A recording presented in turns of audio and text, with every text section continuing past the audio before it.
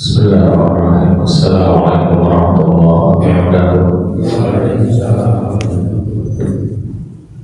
Innal hamdalillah nahmaduhu wa nasta'inuhu wa nastaghfiruhu wa na'udzu billahi min shururi anfusina may yahdihillahu fala mudilla lahu wa may yudlil fala hadiya lahu. Asyhadu an la ilaha illallah wa asyhadu anna Muhammadan abduhu wa rasuluhu amma ba'du. Ya ayyuhan nas ittaqullaha haqqa tuqatih wa la tamutunna illa wa antum muslimun. A'udzu billahi minasyaitonir rajim. Allahumma inni as'aluka biman nafi'a wa rizqan thayyiban wa 'amalan mutaqabbalan. Rabbi zidni ilma warzuqni fahma. Pada jemaah sekalian, pertama yang utama pada kita senantiasa mengajarkan puji syukur kepada Allah Subhanahu wa taala atas segala nikmat yang diberikan kepada kita semuanya, nikmat yang tidak bisa kita hitung satu persatu. Nikmat ini marilah kita gunakan untuk senantiasa beribadah kepada Allah Subhanahu wa taala. Sallallahu salam kita aturkan pada junjungan kita Nabi besar Muhammad sallallahu alaihi wasallam beserta keluarga, tabi'in dan semuanya yang mengikuti sunnah beliau, dan mudah-mudahan kita yang sedang istiqomah menjalankan sunnah beliau mendapatkan syafaat di yaumil akhir dengan atas izin Allah Subhanahu wa taala. Sebelum acara dimulai, pada jamaah sekalian yang jauh, monggo tindakan mriki mawon, cerak mriki mawon. Maju mriki mawon. Ya Mas Ali. Yang sing bawa orang kantor mriki. Nah, monggo.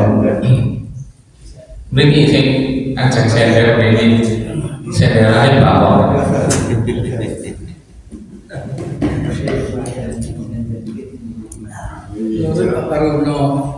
Marilah kajian pada kesempatan kali ini kita buka dengan membaca Bismillah bersama-sama. Bismillahirrahmanirrahim. Mudah-mudahan dengan baca Bismillah nanti tadi Allah memberikan kelancaran dan kepahaman kepada kita semua atas yang disampaikan nanti oleh Ustaz. Acara selanjutnya yaitu acara ini akan disampaikan oleh Ustaz Hasan, melanjutkan kajian kita kali ini. Ustaz.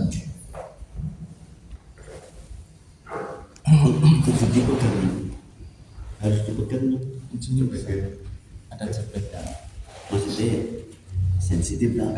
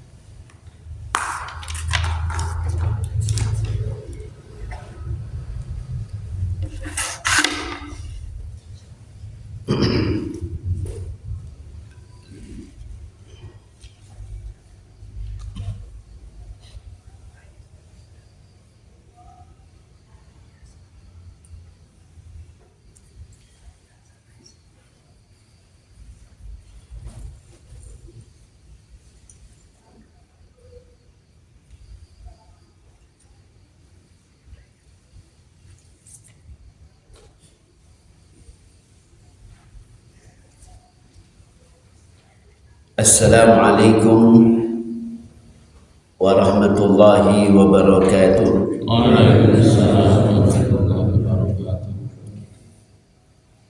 Innal hamdalillah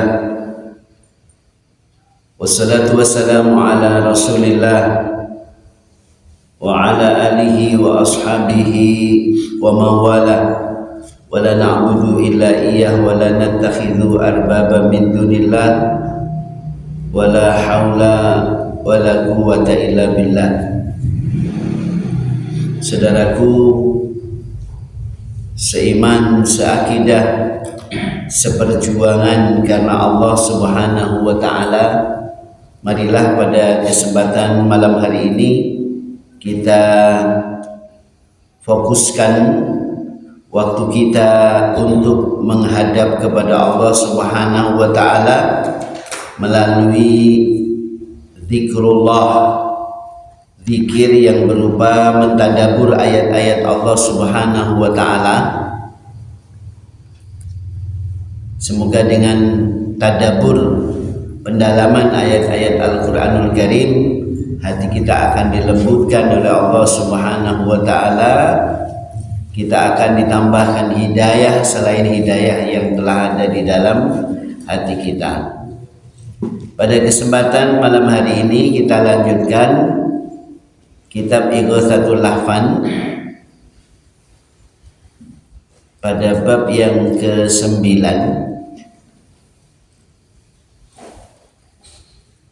Makaidu syaitan fi tazyinihi ta'khirat taubati. Makaidu syaitan fi tazyinihi ta'khirat taubati. Bagaimana tipu daya syaitan dalam menghiasi, mengakhirkan, menunda taubat. Tipu daya syaitan dalam menghiasi penundaan taubat. Saya sudah coba cari formula yang lebih ringkas melalui aplikasi AI. Ternyata saya coba-coba ada intisari yang bisa kita dapatkan. Jadi mohon maaf, malam hari ini saya tidak bawa kitab aslinya karena ada sesuatu hal yang terlewat. Tapi justru hikmahnya setelah kita coba cari di AI,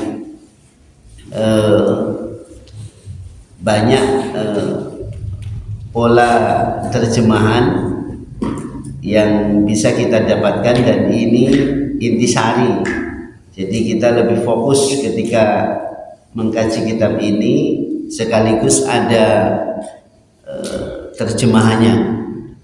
Jadi ada kitab aslinya yang PDF ada, khusus yang terjemahan ada. Nah, yang AI ini agak hebat ya. Saya katakan hebat, kita bisa minta apa yang kita minta. Tolong, jadi tulisannya gitu, tolong terjemah Arab Indonesia, nah, gitu. Awalnya Inggris itu. Nanti kalau kita minta Arab sama Indonesia, keluarin. Di Google tidak bisa. Di Google tidak bisa. Bisanya di AI itu. Nah, makanya saya share ke Mas Yuni untuk disampaikan ke jamaah. Ada yang sudah baca? Kayaknya tidak semuanya berhabiria ya. Kalau sudah baca kan saya tinggal menekankan yang perlu ditekankan aja gitu, tidak perlu dibaca satu-satu gitu maksudnya.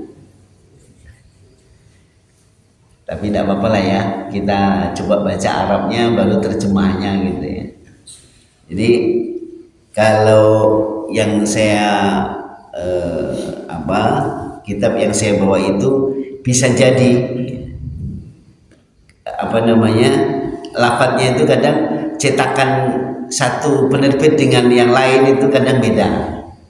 Maka kadang ada yang menurut lafadz syekh ini begini, menurut lafadz syekh ini begini. Nah, itu ada di buku aslinya itu. Nah, di sini saya lebih aman.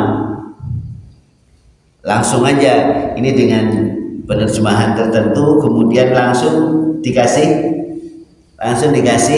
sakalnya. Jadi antum pun bisa langsung baca. Kitab tidak gundul, kitab gundul tapi sekarang melalui AI itu tidak gundul lagi gitu. Hebat ya. Nanti untuk bahan ceramah bagi kawan-kawan yang ingin menampilkan Arabnya bisa. Berarti sudah saya kasih itu aplikasinya kan? Apa saja? Belum, Mas Yuni yang melihatnya. Belum bisa. Nah, nanti kita ajarin nanti. Ini saya juga belum begitu lama, baru beberapa saat yang lalu yang saya ceritakan itu ternyata sekarang lebih terbantu kita untuk minta hampir kalau materi-materi gitu. Kadang permintaan kita yang jelimet-jelimet dia akan komentari gitu, akan dikomentari sama dia. Ini nampaknya user sedang mendalami ini, kayak ini seorang pengajar, ini kayaknya seorang pendakwah, dibilang begitu. Kayak dialog aja gitu. Alhamdulillah ini salah satu hal yang perlu kita syukuri dari sisi itu ya. Dan hari ini kan perusahaan-perusahaan atau para mahasiswa bisa melalui itu, dia buat tugas-tugas itu bisa melalui itu, minta gitu. Kayak guru-guru tolong dibuatkan soal naat man'ut sifat mausuf 10 soal, keluar itu. Nah gitu. Enak itu Pak Darensi kalau ngajar tinggal minta ke AI keluar sekarang, walaupun agak males itu yang akhirnya tidak buka kitab kita langsung bisa detail gitu. Baik, bagi yang bawa bisa dilihat teks Arabnya dulu. Inna min a'dhami makayidis syaitani ayuzayyinanna lil abdi ta'khirat taubati fayaqulu nutimmu ladzatinal ana thumma natubu qoblal mauti wa hadha min akbaril khoda. Ini kita terjemahkan dulu bawahnya. Sesungguhnya tipu daya setan yang paling besar adalah dia menghias-hiasi. Tazyin zayyana yuzayyinu tajzin itu artinya menghias-hiasi, membuat indah, menjadikan manusia memandang bagus. Setan itu di antara tipu dayanya adalah tajzin. Tajzin itu adalah menghias-hiasi sesuatu yang buruk, itu bisa dibuat indah sama setan sehingga manusia memandang indah sesuatu yang buruk itu. Itu namanya tajzin. Sesungguhnya tipu daya setan yang paling besar adalah menghias-hiasi bagi seorang hamba untuk menunda taubat. Nah, taubat yang harusnya disegerakan itu setan membuat indah bagaimana supaya menunda-nunda taubat itu sesuatu yang enak. Nah, gitu. Sesuatu yang nyaman bagi dia, sesuatu yang indah, sesuatu yang dipandang baik.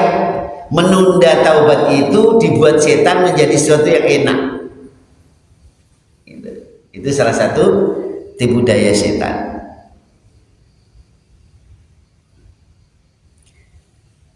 Dia berkata, kita nikmati dulu kesenangan kita sekarang, lalu bertaubat sebelum mati. Saya ulang ya. Nutimu ladzatinal ana thumma natubu qoblal maut. Nah itu maksudnya. Jadi kita nikmati aja dulu, kita nikmati dulu kesenangan kita sekarang. Mumpung masih muda, gitu loh deh. Mumpung masih muda, udah kita nikmati dulu sekarang sebelum mati. Nah itu setan akan membisikkan rasa seperti itu pada manusia sehingga dia memandang enak. Alah nanti masih panjang umur, baru 20, baru 19, baru pinten Pak? 35. 35.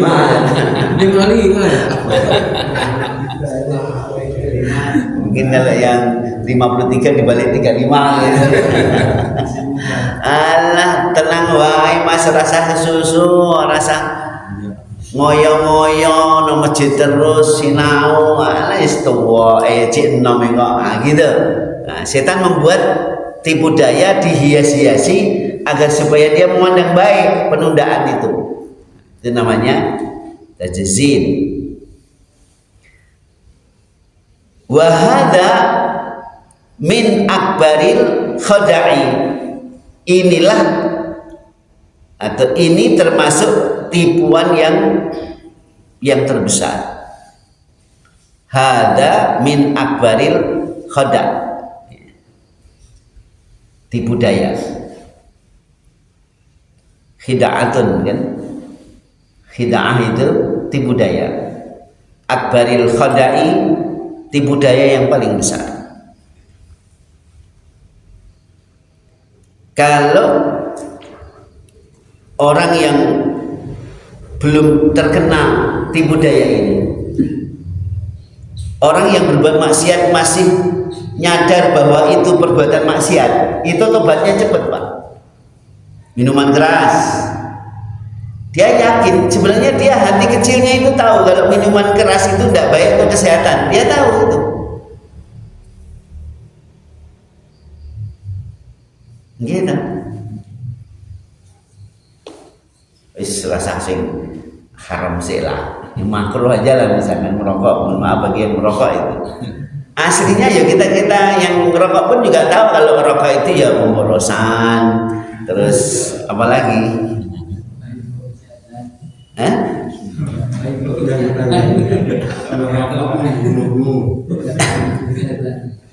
Kan banyak sekali, dan pabrik rokok sendiri kan sadar bahwa itu memang apa tulisannya di rokok itu Pak? Rokok mengganggu kesehatan. Terus keterangannya apa? Ya, jadi pabrik rokok sendiri pun sadar gitu loh. Cuma kata hakim, rokok itu untuk orang yang tidak bisa baca. Nah gitu. Jadi sebenarnya kalau orang belum kena hiasan-hiasan tipu daya itu, dia sebenarnya secara manusiawi tahu kok itu barang buruk, itu tahu. Barang buruk tahu. Sehingga dia cepat taubat.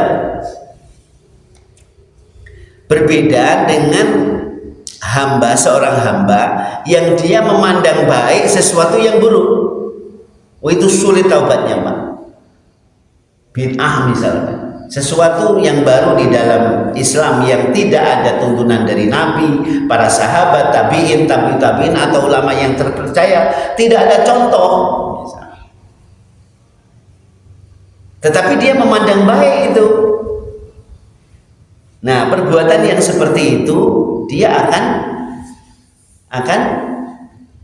sulit untuk kembali. Misalkan apa? Ulang tahun misalkan. Ada umat Islam yang pakai ulang tahun itu. Ulang tahun, nyanyi dengan nyanyian apa namanya?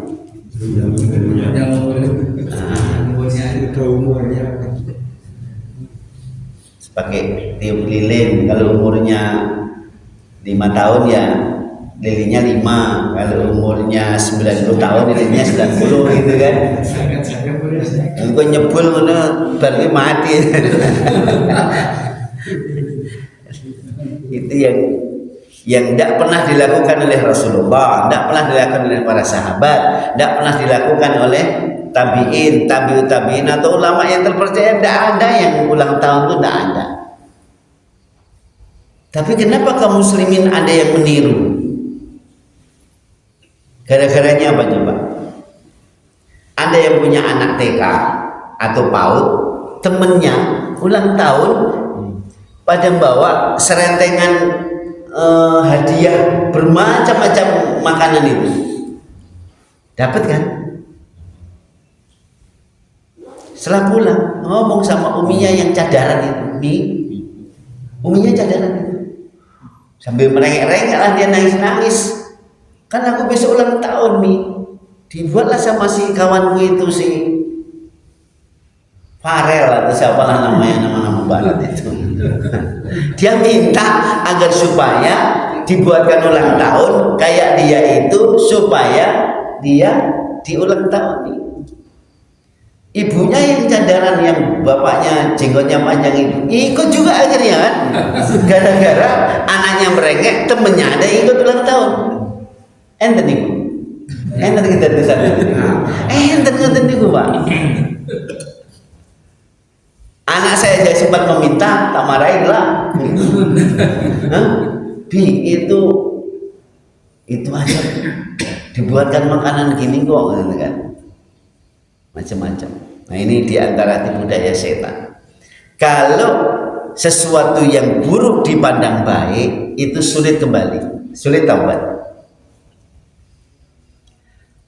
Tapi kalau hati sanubarinya itu tahu bahwa itu buruk, orang yang berzina, coba sampean ke IKN di mana?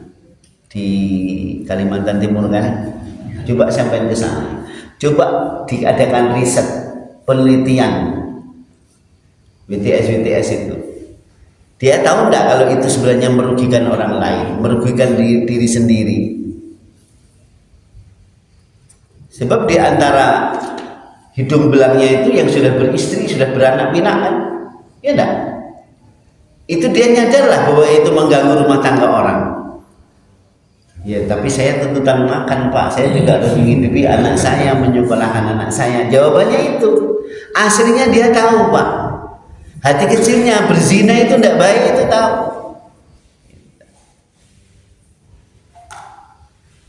Makanya banyak kejadian ketika ketemu orang soleh, berkomunikasi sama orang soleh, didatangi orang soleh, amar ma'ruf nahi mungkar, banyak yang sadar.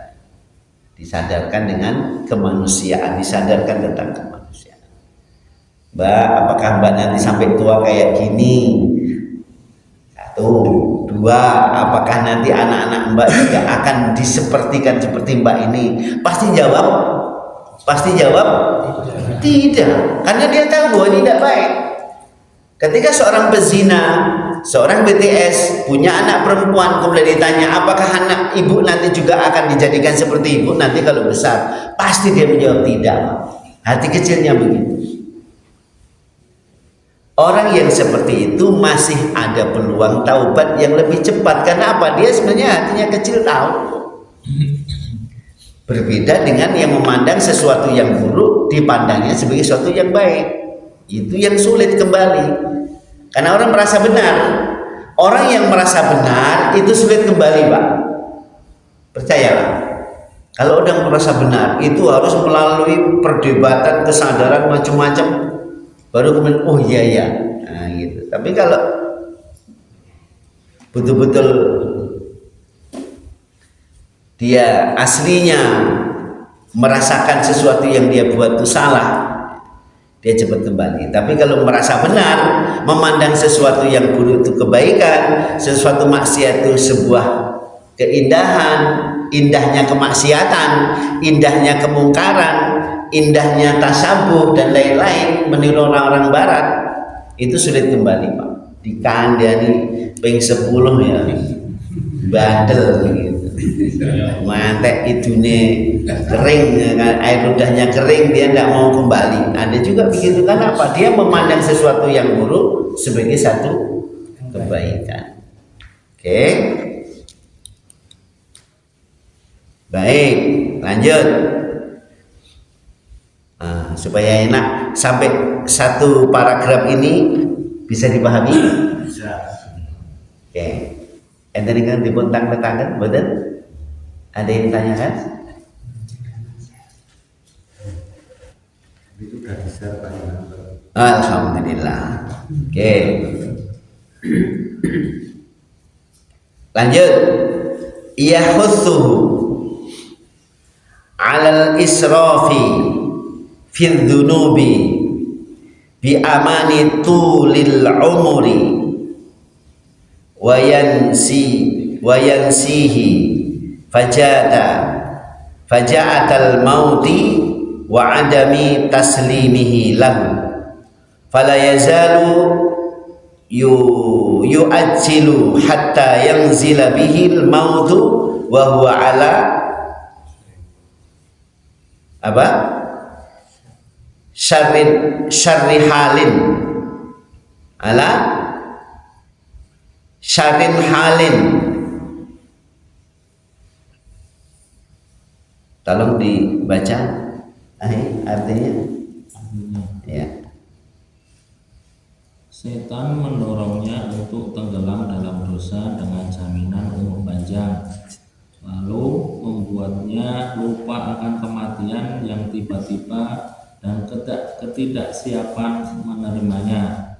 Maka si hamba terus menunda-nunda hingga kematian menjemputnya dalam kondisi terburuk. Nih, di antara tipuan setan yang dasar tadi itu, dia mendorong seorang hamba itu agar supaya dia semakin dalam tenggelam dalam dosa yang dia berkubang dengan dosa itu. Dia diiming-imingi apa? Umurnya masih panjang. Tenang aja, ada masih 30 tahun, masih lama itu. Masih gagah-gagahnya, kuat-kuatnya. Udah lanjut aja. Karena apa? Dia diiming-imingi umur yang panjang. Kadang ada orang tidak nyadar bahwa kematian itu bisa datang tiba-tiba, baik pada anak kecil, anak remaja, atau dewasa, apalagi mbah-mbah. Nah itu bisa menimpanya dengan tiba-tiba. Karena memang kematian itu aslinya, watak kematian itu, karakter kematian yang mendasar itu adalah baghtatan. Apa? Baghtatan mendadak, tiba-tiba. Jadi tidak ada ceritanya kematian kok mau datang ngasih tahu dulu, Mas besok siap-siap ya saya mau datang, tidak ada ceritanya. Pak, sampean pun ubanan pun swita pun 70 bijing Jumat lo tak teko siap-siap nggih, mboten enten ceritanya ini. Tidak ada ceritanya.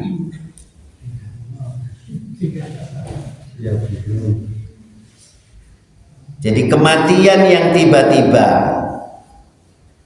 Dan ini setan juga melupakan hamba itu ketika dia kedatangan maut itu, dia tidak siap aslinya. Betapa kita melihat keluarga, yang ketika diambil saudaranya kematian ajal itu tiba, tidak siap. Contohnya apa? Dia akan tidak rela menerima takdir. Dia akan mengeluarkan kata-kata yang menunjukkan bahwa dia tidak ridho dengan takdir. Omelan yang tidak menunjukkan bahwa dia tidak ridho dengan takdir Allah. Bahkan ada yang sampai menyubek-nyubek baju. Apa namanya? Niyah. Nah itu. Seperti yang saya cerita itu kan, ada seorang ibu, anaknya cuma tunggal satu, kelas 4 atau 3 SD, kira-kira umur 10 tahun, pulang sekolah, kena tabrak mobil, meninggal. Ibu itu tidak mau, tidak terima. Dia masih terbawa di sinetron yang namanya orang mati bisa hidup lagi. Di sinetron kan ada enggak? Di sinetron kan ada orang mati bisa hidup lagi kan? Ibu itu masih terbawa sinetron itu. Anak saya ini masih bisa hidup lagi. Nah itu. Kadang-kadang kan gurunya itu sinetron. Kalau sekarang gurunya apa? Kola TikTok, rawahu TikTok, apalagi kadang-kadang ustaz itu udah pakai dalil, dia membuat pernyataan statement keluar di TikTok tapi tidak pakai kola Allah, kola Rasulullah, kola ulama, tidak ada gitu. Istri adalah sumber rezeki, kan gitu kan? Apalagi pokoknya sebenarnya dia ingin baik bahwa istri itu harus dimuliakan, ya boleh. Tapi jangan buat statement yang seakan-akan ini sebuah kebenaran di atas Al-Quran dan Sunnah bahwa istri itu sumber rezeki, sumber rezeki. Atau apalah kata-kata yang kadang-kadang tidak berdasar, tapi berani dia mengungkapkan kata-kata karena mau membuat di TikTok supaya orang banyak mau melihatnya, jadi like-nya dan lain sebagainya. Menunda-nunda, dia akan mundur-mundur, dia tidak terasa, saya masih ada waktu kok, kenapa harus mempersiapkan dengan cepat. Dia harus harus sikap. Kalau di kitab saya pernah baca kitab salah seorang ulama di Mesir, risalah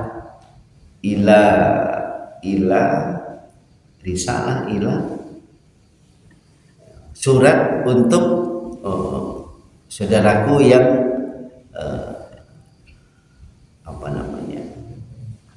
judul Arabnya saya lupa. Jadi surat ini, risalah ini ditulis oleh ulama itu Syekh Najib Ibrahim, namanya Dr. Najib Ibrahim. Beliau dulu di penjara oleh Jamal Abdul Nasir, kemudian disiksa sampai ingatannya itu hilang ingatan. Saking kerasnya siksaan di zaman Jamal Abdul Nasir itu presiden Mesir waktu itu. Tapi karangan-karangan beliau itu luar biasa. Salah satunya risalah untuk kaum muslimin. Jadi salah satunya itu beliau mengingatkan bahwa seorang muslim itu seharusnya dia seperti seorang tentara dengan senjatanya. Jadi ketika dia berada di suatu tempat dalam keadaan bagaimanapun juga, baik dia dalam keadaan jaga maupun tidur, dalam keadaan dia tenang maupun dalam keadaan darurat, selalu senjata itu ada di tangannya, tidak akan lepas. Sikap namanya, atau kalau bahasa militernya apa? Siaga. Kita kan kesiagaan kita menghadapi kematian itu kan beda-beda kan. Coba podo-podo sing mangan sate, kira-kira sing eling mati wong piro Mas? Pas makan sate itu ada 10 orang makan sate, ini ada di pojok sana, pojok sini, pojok situ. Karena habis lebaran Idul Adha kan, makan sate Pak. Di antara 10 pas makan sate itu siapa yang ingat mati? Ya kan? Adakah orang yang pas makan sate meninggal, ada enggak? Jarang Pak.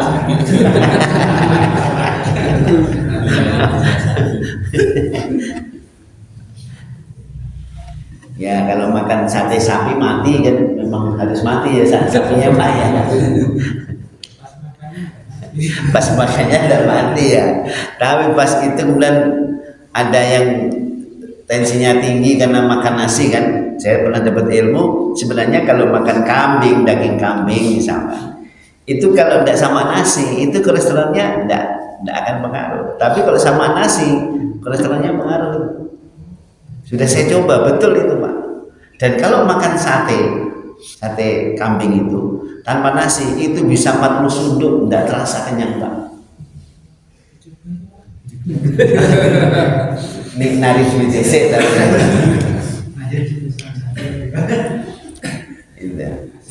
kalau pakai nasi kan 10 sunduk aja bisa kolesterolnya naik.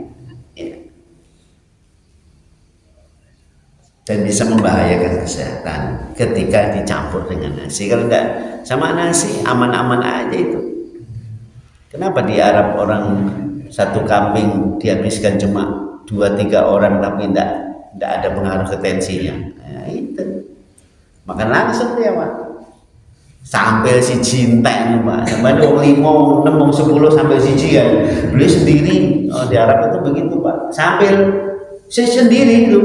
Bahkan satu kambing bisa cuma 4 orang. Nah, sampai bisa RT ya kan? Iya kan? Sak kambing itu RT, di sana 4 orang itu. Itu pengaruh ilmunya. Baik, ini diantara gambaran tentang tipu daya yang namanya tajzim. Sekarang kita ingin melihat strategi apa di dalam setan itu menunda taubat. Yang pertama,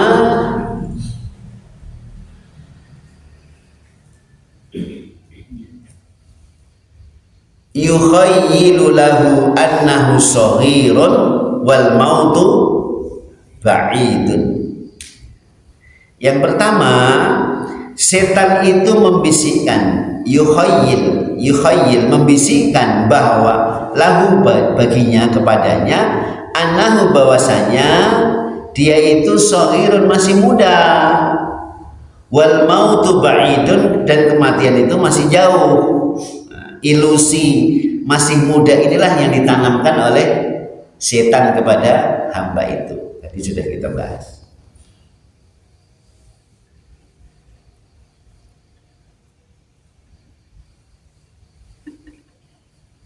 Membisikkan itu bisa dari golongan jin, bisa dari golongan manusia lah ya. Setan dari golongan jin itu melalui bisikan melewati darah manusia. Kalau melewati manusia bisa melalui motivasi ceramahnya atau gaya hidupnya yang dipamerkan, ya kan? Kadang-kadang ngeri kita melihat di televisi itu joget-joget, ya kan, nyanyi, bajunya juga tidak utuh, auratnya terbuka, tapi mau nyanyi dia baca Bismillah, Assalamualaikum. Ada itu? Kan podo kalau ngerokok Bismillah pakai tangan kanan. Tapi ngerokoknya dalam WC, ya kan lucu toh. Saya pernah tanya ke orang yang kayak gitu, memang ngerokok di dalam WC itu enak? Oh itu paling enak setelah makan, ngerokok di WC itu paling enak Ustaz, kayak gitu. Tapi gimana membaca Bismillah dengan tangan kanan kan? Biasanya kalau Pak Kiai NU itu kan, biasanya tangan kiri megang rokok, tangan kanan tasbih. Ya tak? Ini sambil tasbih ini. Pernah lihat? Oh, Habib itu. Ada Habib yang rokoknya kuat. Masya Allah. Saya itu pernah tinggal bersama seorang Habib Al-Hasani, keturunan Sayyidina Hasan. Satu hari itu bisa berapa wadah, berapa bungkus, 4 atau 5 bungkus. Sebentar ini hidupkan, sebentar itu hidupkan, luar biasa. Tapi pegangannya tasbih, bacaan Qur'annya bagus. Gitu kan, gitu kan. Tangan kanannya tasbih, zikir, tangan kirinya. Ini ya subhanallah. Nah, itu.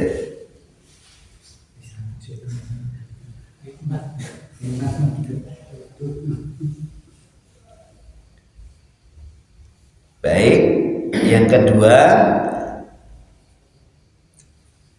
ya'iduhu bitulil umur wasa'ati fil ajal.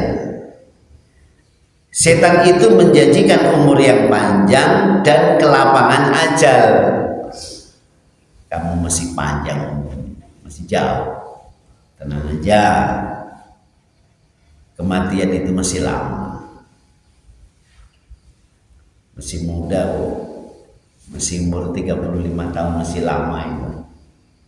Kalau umurnya sama dengan Nabi masih lama itu, masih 30 tahun lagi. Hai. Pokoknya dibisikin bahwa umurnya itu bisa panjang, pokoknya janji-janji palsu dia akan dikembangkan di hadapan orang-orang yang tidak mau cepat taubat. Oke, ini strategi yang kedua. Strategi yang ketiga, yasudduhu an dzikri al-mauti wal akhirati. Setan menghalanginya, yasudduhu an dzikri, dari mengingat kematian dan mengingat akhirat. Setan itu akan menghalangi orang-orang yang mau taubat dengan cara apa? Dia dihalang-halangi ingat mati, supaya tidak ingat mati, supaya tidak ingat mati, tidak ingat mati, tidak ingat akhirat. Berbeda dengan sahabat Umar, Abdullah bin Umar radhiyallahu anhuma. Sahabat Abdullah bin Umar itu kalau minum air dingin pakai es lah, kalau itu mungkin es teh gitu sekarang mungkin ya, pokoknya dingin lah, air dingin itu beliau bisa pingsan loh. Kenapa? Dia ingat di neraka tidak ada seperti itu. Dia ingat neraka, Pak. Di neraka itu tidak ada air dingin seperti itu. Karena apa? Orang yang tawadhu itu kan tidak mau mlebu surga, Pak. Orang yang tawadhu itu khawatir masuk neraka. Di neraka tidak ada air dingin yang seenak ini, gitu loh. Dia takut. Kalau kita kan kalau makan mie ayam, kalau es teh kan apa ingat mati, ingat neraka, menikmati tambah lah 2 mangkok, bisa begitu. Ini kaitannya dengan setan memperdaya dia supaya tidak ingat mati. Kemudian dia tidak ingat bahwa nanti itu ada hari yang abadi. Alam barzah itu adalah alam memulai hidup di alam yang baru. Kan kadang-kadang kan ini perpisahan terakhir. Enggak, Pak. Alam barzah itu justru yang pintu pertama sebelum ke akhirat, itu di alam barzah dulu. Kalau ada orang menikah pas takziah, biasanya itu diingatkan bahwa ini adalah perpisahan engkang pungkasan, penghormatan engkang pungkasan, bukan akhir daripada hidup. Kematian itu bukan akhir daripada kehidupan, itu awal kehidupan. Kematian itu adalah awal kehidupan. Apa itu? Kehidupan akhirat. Kematian adalah awal kehidupan akhirat. Alam barzah adalah pintu tahap awal sebelum ke akhirat. Orang yang dibisikin setan untuk menunda taubat, dia akan dilalaikan dengan mengingat kematian, mengingat pertanggungjawaban akhirat. Dia diingatkan dengan hari akhir itu. Ini yang akan menjadikan lalai itu. Baik, yang keempat, baru jam 4 itu ya, jam 4 itu jam 10 itu. Mati ya? Oh, tak pikir-pikir tidak bergerak saja tadi. Ya, oke. Mestinya kalau disuruh beli baterainya ya. Yang keempat, yuharrifu lahu qawlahu saufa, dalam tanda kurung, fayaj'aluha amalan kadziban. Setan itu yuharrifu, membolak-balikkan, lahu baginya, qauluhu, firman Allah, saufa. Saufa itu kan beda dengan saya lamun, saufa ta'lamun. Dia akan tahu. Bedanya sa dengan saufa. Kalau sa itu langsung, tapi kalau saufa itu berjarak, panjang. Nah, setan menggunakan saufa itu sebagai membisikkan angan-angan yang panjang. Dia dibisikkan angan-angan yang panjang. Hidup Anda masih panjang. Raihlah cita-cita Anda. Padahal kata Ustaz Abdul Somad kemarin waktu ceramah di pondoknya Syekh Taiful Mawardi di Purworejo, apa dia bilang? Saya lelah ketika beramal itu karena cita-cita. Terus beramal karena apa? Beramal itu harus karena Allah, bercita-cita itu harus karena Allah. Kalau semata-mata beramal karena cita-cita itu melelahkan. Itu dalam itu, Pak. Dalam itu, Pak. Kalau kita beramal sesuatu tidak karena Allah, itu betul-betul melelahkan. Melelahkan. Semata-mata sampean bertanggung jawab terhadap keluarga. Semata-mata itu muncul ngatek kemeringat no pasar sampai kuasal niat iki tanggung jawab sama istri anak. Betul, tapi kalau berhenti di situ tidak lillah, nah itu lelai kerasa tenan Pak. Sore-sore mulai mancul ya awake loro-loro kabeh dadak jamu air mancur. Kan? Tapi kalau didasari lillah bahwa itu berpahala besar, berlipat pahalanya, Bapak ada ketenangan batin. Itu akan jadi obat, lelahnya itu terobati. Karena apa? Ada harapan. Nah, di situ kata Dr. Najib Ibrahim di Risalah ila kulli muslimin. Risalatun ila kulli muslimin judul kitabnya itu. Risalatun ila kulli muslimin. Risalah untuk setiap muslim. Apa kata beliau? Sebagaimana puasa, dhahaba dhoma'u wabtalatil uruqu wa thabatal ajru insyaallah. Ketika kita puasa, itu ada doa dhahaba dhoma'u. Jadi kalau sudah minum, sudah makan, itu akan hilang ya, laparnya hilang, hausnya. Wasabatal ajru insyaallah. Ada yang kita tunggu, apa itu wasabatal ajru insyaallah? Tetapnya pahala insyaallah. Artinya apa? Orang muslim itu beda dengan orang kafir, Pak. Ketika dia lelah di dunia tidak ada harapan di akhirat. Kalau kita lelah di dunia ada harapan di akhirat. Sakit di dunia ada harapan pahala di akhirat. Itu bedanya, Pak. Makanya jadi orang muslim itu untung, Pak. Untung tenan, Pak. Sampai aja alihan bergeser dari kemusliman Anda. Karena apa? Sampai tidak akan untung. Bergeser sedikit dari kemusliman sampai akan rugi. Karena apa? Karena kalau sakit itu dirasakan sakit tenan, tidak ada harapan apa-apa, Pak. Tapi kalau kita muslim itu ketika sakit ada harapan pahala nanti di akhirat. Sampai kehilangan duit nih, sak yuto. Bagi mas-masnya sak yuto kadang apa sih Mas? Wis anggap aja banyak ya, sama dengan saya sak yuto itu ya.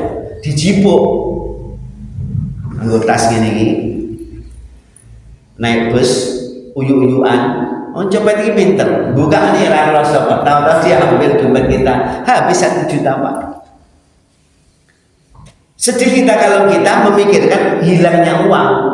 Tetapi kalau kita kembali kepada Allah, kembali kepada pendirian seorang muslim, bahwa ketika ada orang mengambil hak kita, harta kita, maka nanti orang yang mengambil itu di akhirat, kalau dia punya pahala, memang ada orang pencuri sholat. Oh banyak Pak, orang korupsi sholat itu banyak Pak, naik haji segala Pak. Loh iya, orang korupsi naik haji ada enggak? Ada. Oh baru ya Jumatan, bermaling nyopetnya Jumatan ya begitu. Kalau dia punya pahala, maka pahalanya akan diberikan kepada orang yang kehilangan tadi. Kalau sampai pahalanya habis, maka kejelekan sampean atau kita yang kehilangan akan diberikan kepada orang yang mencuri tadi. Coba enak enggak? Enak enggak? Tapi kalau hanya mikirkan 1 juta sing ngumpul ke nganti sesasi esok nyaleni sak yuto dicolong, nah ya kan sedih kita kan, apalagi yang kredit motor masih bunyinya bawa ke masjid hilang subuh. Coba rasanya gimana? 17 juta dalam waktu sekejap, tidak ada Pak. Mau datang ke polisi malah dimintai duit, belum ketemu udah dimintai duit sama polisi. Itu asli Pak, asli Pak. Itu bukan ngeyong loh ya. Saya aja berbohong loh, asli itu Pak. Kalau kita datang ke polisi itu, kalau kehilangan dimintai duit dulu Pak. Ini nyata ini tidak ngeyong ini. Dan belum tentu ketemu. Mau kedukun, apalagi tidak jaminan kedukun itu ketemu Pak. Dukun itu dihapusi ngerti kok. Pernah saya ceritakan, dukun itu dihapusi tidak tahu Pak. Ada kawan yang dia itu tidak kehilangan, dia bilang kehilangan, iya ditebak ke sana, malah dimarahi sama kawan yang preman itu. Bapak pembohong, saya tidak kehilangan Bapak. Wah itu malah dukunnya disalah-salahin Pak. Itu nyata itu Pak. Jadi kalau kehilangan jangan datang ke dukun. Terus gimana saat doa? Allahumma ajirni fi musibati wa akhlif li khairam minha. Ya Allah, minimal pertama kali. Nanti kalau kira-kira ke polisi sampai tidak diminta duit ya tidak apa-apa. Tapi doa ini yang pertama kali. Kalau kehilangan doa Pak. Ya Allah, berilah pahala atas musibah yang menimpaku ini ya Allah, dan berikan ganti yang lebih baik. Tenanan nyuwun karo Allah, mulai diganti sama Allah. Kayak Ustaz Abu Umar Abdillah itu yang di Sidowaya Bulanharjo itu pernah kehilangan motor Astra Grand, Allah ganti Grand Livina Pak. Itu dia lagi ngajar di masjid, tidak tahu gimana ceritanya, Astra Grand-nya itu hilang. Tidak lama kemudian alhamdulillah diganti sama Allah Grand Livina. Sama-sama Grand-nya tapi beda harganya Pak. Nah, jadi kalau kita kehilangan sesuatu, yakinlah bahwa itu ada pahalanya. Ada pahalanya. Jangan sampai kita bersedih larut sampai kepikiran pengaruh kepada pekerjaan, pengaruh kepada ibadah, pengaruh kan. Orang yang tidak tahu rumus ini kadang-kadang ketika kehilangan sesuatu yang dicintai dia hilang keseimbangan. Hilang keseimbangan. Ini yang salah. Yang salah ketika kehilangan sesuatu yang dicintai, baik istrinya, suaminya, bapaknya, ibunya, anaknya yang paling dicintai. Kalau hilang, jangan sampai merubah keseimbangan Anda beribadah kepada Allah. Izhad fid dunya yuhibbukallah wazhad fid dunya, atau fi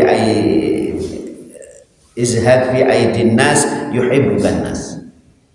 Ada seorang sahabat yang pernah bertanya kepada Rasulullah, ya Rasulullah, tunjukkan kepada kami satu amalan yang amalan itu apabila kami kerjakan akan datang cinta Allah kepada kami, dan kalau kami kerjakan itu manusia juga cinta, dicintai Allah, manusia juga cinta.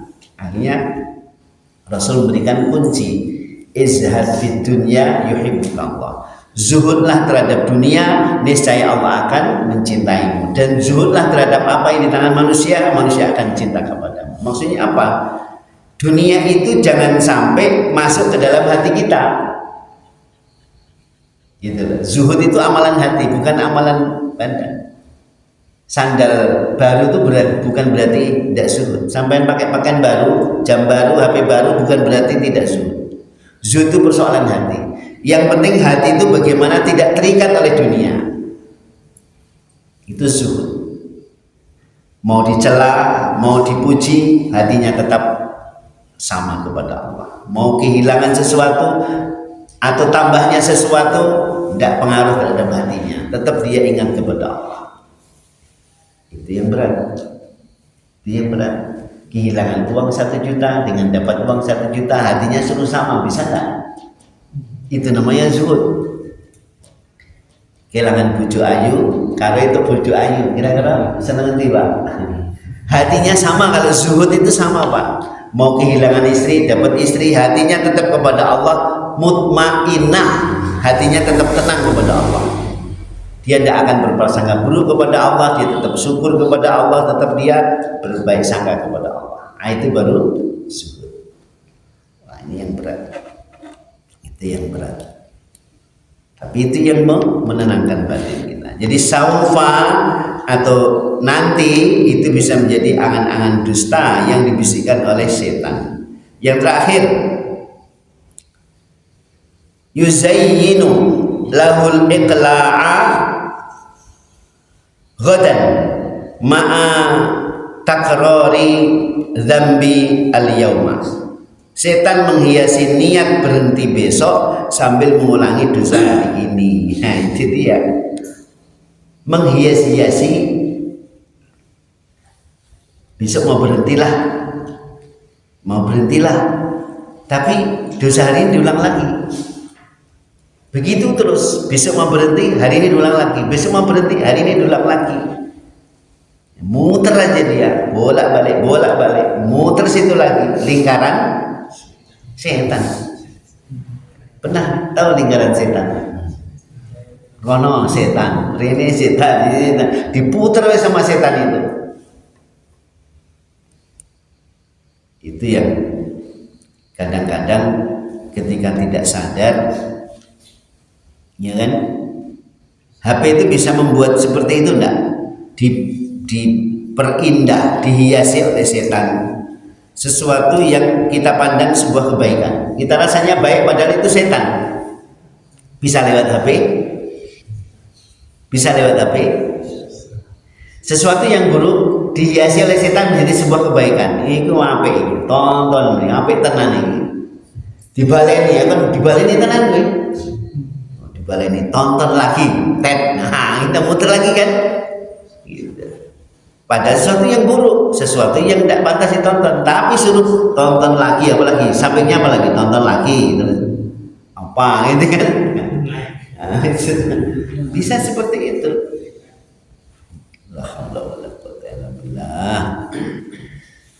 Nah, solusinya apa Ustaz? Solusinya ini. Ilaju hadzal makri tadzakkaru fajaiyatil mauti wa annal umra amanatun wa annat ta'jila ghururun faltanim asmarul a'mari qoblal qita'il a'mari. Artinya Mas, tolong dibaca. Obat dari tipu daya ini adalah: 1. Mengingat kematian yang tiba-tiba. Ya. 2. Menyadari umur adalah amanah. Ya. 3. Memahami penundaan adalah kelalaian.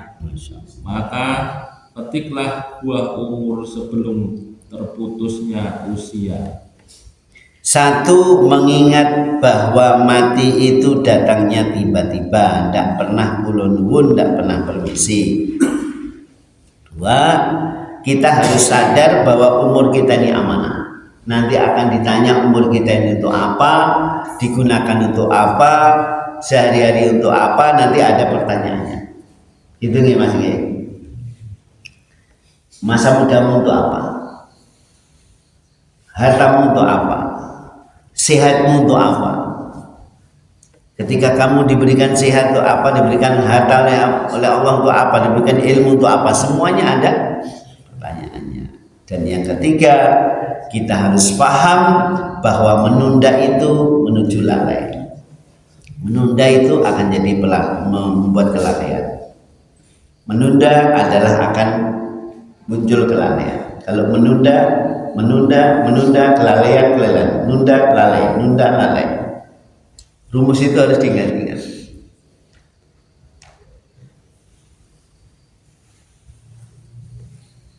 Maka petiklah buah umur. Umur itu betul-betul kita amal soleh, berbuah dari apa yang kita jalani setiap hari. Seperti malam hari ini, semoga ada buah dari duduk kita di majelis yang mulia ini. Dan itu bisa kita petik sebelum datangnya kematian. Artinya apa? Kalau kita menjalaninya dengan baik, umur yang kita rasakan hari ini yang Allah amanahkan kepada kita, maka itu menjadi sebuah keberhasilan kita. Oke, pas jam 21.05. Tadi mulai jam berapa tadi? 8 lewat ya. Oke, kita cukupkan. Kalau ada yang ditanyakan monggo.